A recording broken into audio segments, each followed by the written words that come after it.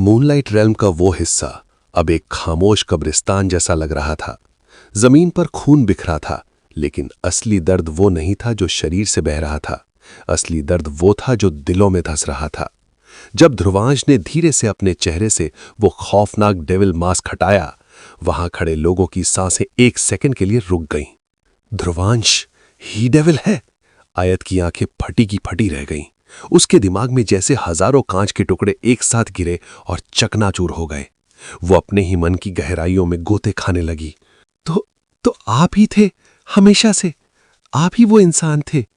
आप ही डेविल थे जो हमेशा मेरे आसपास रहते थे, लेकिन मैं इतनी अंधी थी कि मैं आपको पहचान नहीं पाई। आयत के होंठ कांपने लगे। तभी उसे एक पुरानी बात याद आई। उसे वो दिन याद आया जब उसने ध्रुवांश को सिल्वी के साथ देखा था। उसे सिल्वी का वो रूखापन, वो चिढ़न याद आई जो वो हमेशा आयत को देखकर दिखाती थी। अब उसे सब कुछ साफ समझ आ रहा था। आयत का दिल एक ही पल में हजारों टुकड़ों में टूट गया। उसकी आंखों से आंसुओं की एक गर्म धार निकल पड़ी। तो आप कभी मेरे थे ही नहीं। आयत ने अपने सीने पर हाथ रखते हुए एक गहरी और घुटती हुई सिसकी ली। मैंने हमेशा हमेशा आपको सिल्वी से छीनने की कोशिश की। मैंने उसे कितना दुख दिया होगा, और मुझे पता ही नहीं था कि आप दोनों पहले से एक हैं। मैं बीच में एक रुकावट थी। वहीं दूर खड़ा कबीर, जिसके हाथ से अभी अभी रिकवरी पोशन की बोतल गिरकर टूटी थी, वो पत्थर की मूर्ति बन चुका था। ध्रुवांश भाई ही डेविल है? कबीर का दिमाग शून्य हो गया। इसीलिए डेविल के इतने गहरे संबंध राय फैमिली और ध्रुवांश के साथ थे। इसी वजह से डेविल हमेशा ध्रुवांश की मदद करता था। लेकिन भाई, आपने मुझसे ये इतना बड़ा सीक्रेट क्यों छुपाया? क्या आप मुझ पर भरोसा नहीं करते थे? लेकिन ध्रुवांश, जिसने अभी अभी वो नकाब हटाया था, उसकी आंखों में अब कोई चमक नहीं थी। उसकी आंखों में एक अजीब सा खालीपन था, एक ऐसी खामोशी जो किसी महाप्रलय के आने से पहले होती है। तभी उस मौत जैसे सन्नाटे को चीरते हुए दूर से हथियारों के टकराने की खचाक क्लैंग आवाजें आईं। ध्रुवांश का ध्यान टूटा। उसकी आंखों में अचानक वो आग वापस आ गई। वो बिना कुछ बोले हवा की तेजी से उस आवाज की तरफ भागा। आयत, एल्डररेल और कबीर भी तुरंत अपने दर्द और सवालों को भूलकर उसके पीछे भागे। ध्रुवांश जैसे ही उस गली में पहुंचा, उसने जो नजारा देखा, उसने उसके बचे खुचे होश भी उड़ा दिए। गली में एक भयंकर लड़ाई चल रही थी, लेकिन ये लड़ाई मूनलाइट के सैनिकों या उन नकाबपोश हमलावरों के बीच नहीं थी। यहां ड्यू, मूनलाइट का सुप्रीम कमांडर, किसी पर जानलेवा हमला कर रहा था। ड्यू के हाथ में वो स्पेशल डिवाइन तलवार थी जो डेविल ने उसे दी थी। वहां दो चीजें बहुत अजीब और डरावनी थीं। पहली, ड्यू वो खतरनाक तलवार सिर्फ तभी म्यान से निकालता था जब उसे किसी महाविनाशकारी दुश्मन को खत्म करना हो। दूसरी, ड्यू का लड़ने का तरीका। ड्यू एक बेहद स्मार्ट और शांत फाइटर था जो एक या दो प्रिसाइज हमलों में सामने वाले को मौत की नींद सुला देता था। लेकिन अभी उसके हमले पागलों जैसे थे। वो लगातार ताबड़तोड़ और बेकाबू वार कर रहा था। वो इस वक्त दिमाग से नहीं, सिर्फ और सिर्फ गुस्से से लड़ रहा था। तभी ध्रुवांश की नजर सामने वाले शख्स पर पड़ी जो ड्यू के उन खौफनाक हमलों से खुद को बचा रहा था। लकी। ध्रुवांश की आंखें फटी की फटी रह गईं। लकी सिर्फ ड्यू के वारों को ब्लॉक कर रहा था। उसने एक बार भी पलटकर हमला नहीं किया था। गद्दार। ड्यू की आंखें लाल सुर्ख हो चुकी थी। उसकी नसों से गुस्सा फूट रहा था। धोखेबाज, तुम्हें इस मूनलाइट में जीने का कोई हक नहीं है। ड्यू ने अपनी तलवार को डिवाइन एनर्जी से पूरी तरह चार्ज किया। बूम!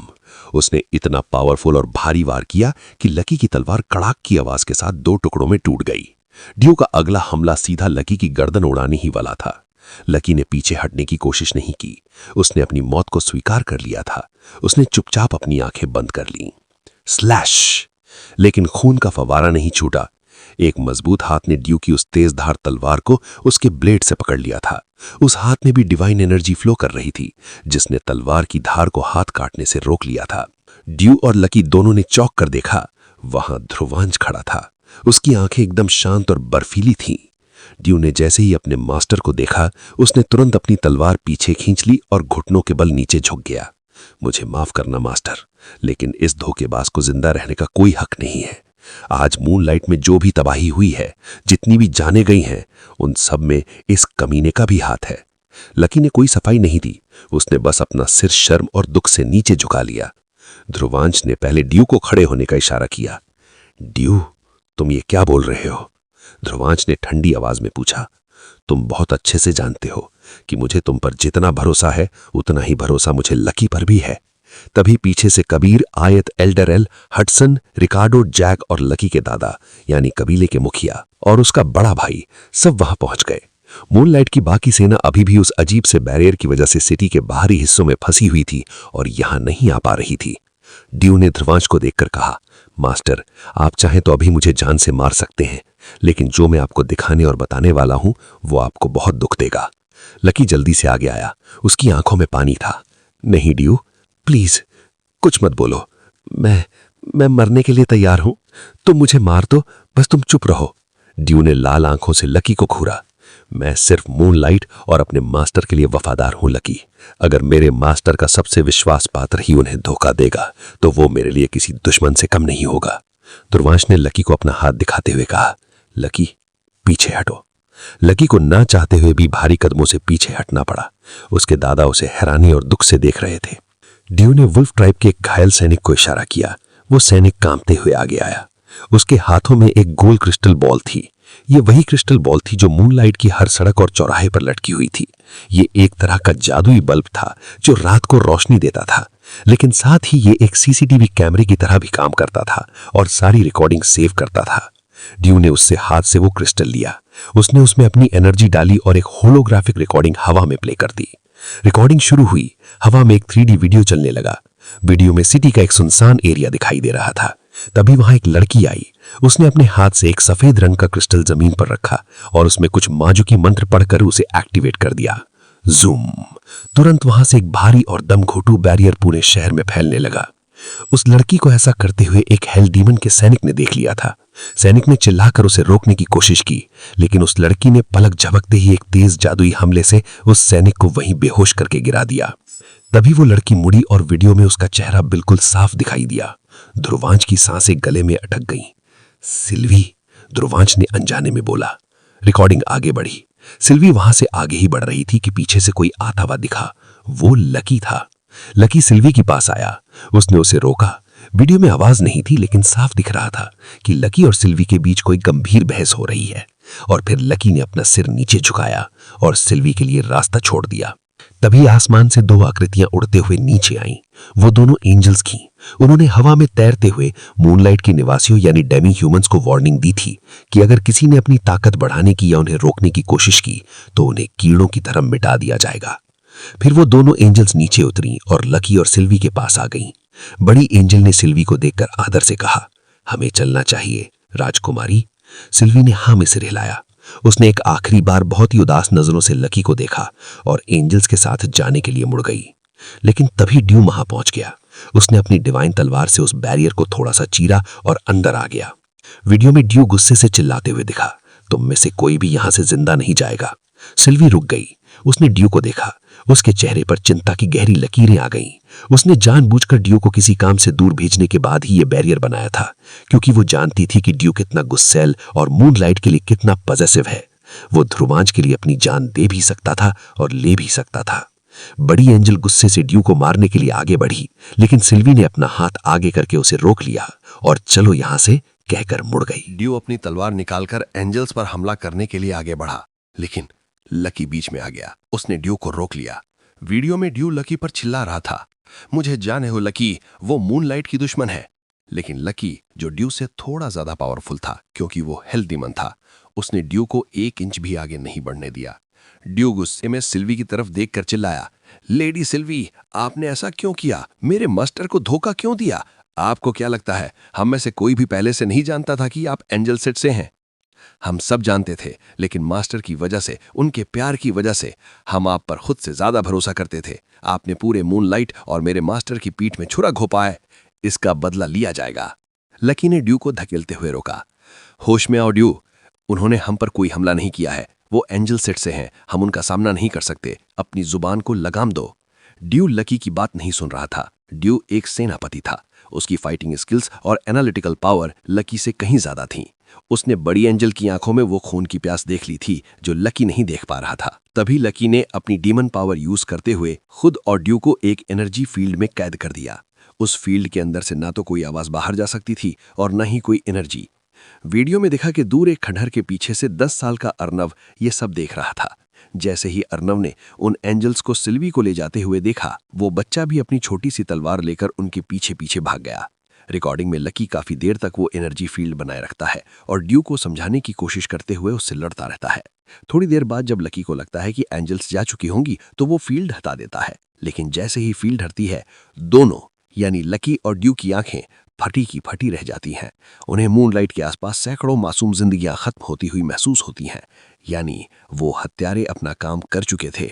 और साथ ही उन्हें डेविल यानी ध्रुवांश के क्लोन की वो छोटी सी लाइफ फोर्स महसूस होती है जो अचानक से हमेशा के लिए गायब यानी खत्म हो जाती है। ड्यू के अंदर जैसे कोई फ्यूज उड़ गया। वो अपनी तलवार उठाते हुए लकी पर टूट पड़ा। धोखेबाज, तुझे पता था कि वो यहां तबाही मचाने आई हैं, फिर भी तूने मुझे रोका। तेरी वजह से मेरे मास्टर के क्लोन की जान गई है। वो मेरे लिए किसी असली मौत से कम नहीं है। तेरी वजह से मैं अपने मास्टर की और अपने शहर की सुरक्षा नहीं कर पाया। तुझे मैं ऐसी मौत दूंगा कि मूनलाइट में कोई दोबारा कभी गद्दारी करने की सोचेगा भी नहीं। लकी जो खुद परेशान और गहरे शौक में था, वो रोते हुए कह रहा था, ड्यू मेरी बात सुनो, मुझे नहीं पता था कि ये सब होगा। मुझे लगा वो सिर्फ राजकुमारी को लेने आई हैं। लेकिन ड्यू ने बिना कुछ समय हमला कर दिया और उनकी फाइट शुरू हो गई। रिकॉर्डिंग यहाँ खत्म हो गई। ध्रुवांश ने यह पूरी रिकॉर्डिंग देखी। उसके चेहरे पर कोई रिएक्शन नहीं था, कोई गुस्सा नहीं, कोई आंसू नहीं, बस एक जमा हुआ पत्थर जैसा सन्नाटा। उसने ड्यू को देखकर बहुत ही ठंडी आवाज में कहा, अपनी तलवार वापस अंदर रखो ड्यू। ध्रुवांश ने कुछ और नहीं कहा। तभी उसके दिमाग में वीडियो का एक सीन गूंजा। आर्नव, वो बच्चा उन एंजल्स के पीछे भागा था। ध्रुवांश ने अपनी सेंसिंग एबिलिटी को पूरी ताकत से पूरे शहर में फैला दिया, लेकिन नहीं, ध्रुवांश को अर्नव की वो चंचल उछलती कूदती हीरो लेवल वाली एनर्जी कहीं महसूस नहीं हो रही थी। नहीं, हाँ, ध्रुवांश तेजी से मुड़ा और उसी दिशा में पागलों की तरह भागने लगा। अर्नव, अर्नव! ध्रुवांश इधर से उधर हर गली और टूटे घर में झांकता हुआ भाग रहा था। उसके पीछे पीछे कबीर, ड्यू, लकी और बाकी सब भी आ रहे थे। तभी ध्रुवांश की स्पीड अचानक कम हो गई। उसके पैरों ने आगे बढ़ने से इनकार कर दिया। सामने की उस लाल ईंटों वाली सड़क पर एक बहुत ही छोटी सी आकृति लेटी हुई थी। ध्रुवांश धीरे धीरे कांपते हुए कदमों से उसके पास गया। उसके चेहरे पर अब कोई भाव नहीं था, वो बस खाली हो चुका था। वो जमीन पर घुटनों के बल गिर पड़ा। उसने उस चेहरे को देखा, वो अर्नव था। उस छोटे मासूम बहादुर योद्धा के सीने में एक सफेद रंग की लंबी तलवार धसी हुई थी। वो तलवार उसके सीने के आर पार निकल गई थी। उसका मासूम चेहरा अब एकदम सफेद पड़ चुका था। उसकी वो चंचल आंखें अब हमेशा के लिए बंद हो चुकी थीं। वो जा चुका था। ध्रुवांश की हाथ कांपे। उसने बहुत ही नजाकत से अर्नव के उस ठंडे बेजान सिर को अपनी गोद में रख लिया। वो वहीं बैठा रहा। उसे आसपास खड़ी भीड़ की आवाजें आनी बंद हो गईं। उसे बस अर्नव की वो मासूम बातें सुनाई दे रही थीं। ध्रुवांश भैया, मुझे आपके जैसा बनना है। क्या मैं कभी आपके जैसा स्ट्रांग बन पाऊंगा? ध्रुवांश भैया, भाभी तो बहुत खूबसूरत है, बिल्कुल परी जैसी। ध्रुवांश को याद आया, अभी कुछ दिन पहले ही जंगल में एल्डर रेल के ट्रेनिंग कैंप में रात का समय था। कैंप फायर चल रहा था। सिल्वी बहुत प्यार से अपने हाथों से अर्नव को खाना खिला रही थी। तभी खाते खाते अर्नव अचानक रोने लगा था। सिल्वी घबराकर उसे चुप कराते हुए पूछा, क्या हुआ मेरे बच्चे, खाना अच्छा नहीं है क्या? अर्नव ने अपनी छोटी सी मुट्ठी से आंसू पूछते हुए कहा, नहीं भाभी, खाना बहुत अच्छा है। मेरे पैदा होते ही मेरी माँ चली गई थी। जब मैं 2 साल का था तभी मेरे पिताजी को कुछ इंसानों ने मार दिया था। मैं बिना माँ बाप के बड़ा हुआ हूँ। लकी भैया और बाकी बड़े भाइयों ने तो उन्हें देखा भी है, लेकिन मैंने तो उनका चेहरा तक नहीं देखा। फिर अर्नव ने अपनी नम आंखों से सिल्वी और पास ही बैठे ध्रुवांश की ओर देखा था। मैंने उन्हें नहीं देखा, लेकिन मुझे आप दोनों मेरे माता पिता की तरह लगते हो। मुझे आपके साथ रहना बहुत अच्छा लगता है और आप देखना, बड़ा होकर मैं दुनिया का सबसे बड़ा योद्धा बनूंगा। सिल्वी की आंखों में आंसू आ गए थे। उसने अर्नव के मुंह में एक और चम्मच डालते हुए कहा था, हाँ मेरा बच्चा, अभी खाना खा लो, बड़े होने के लिए खाना जरूरी है। और ध्रुवांश, वो वहीं बैठा मुस्कुरा रहा था। कुछ ही दिनों में वो अर्नव के साथ बहुत घुल मिल लिया था। उसे उस 10 साल के अर्नव में अपना खुद का बचपन दिखाई दे रहा था, यानी गॉड रुद्र का बचपन जो हमेशा अकेला रह गया था, अपने पिता यानी सुप्रीम गॉड के प्यार को तरसते हुए। यादों का वो सिलसिला टूटा। ध्रुवांश ने अर्नव के उस ठंडे बेजान शरीर को अपने सीने से कसकर लगा लिया और अचानक वो इंसान, वो एम्परर सक्सेसर, वो गॉड रुद्र जो कभी किसी के सामने नहीं रोया था, वो पूरी तरह से टूट गया। क्यों क्यों?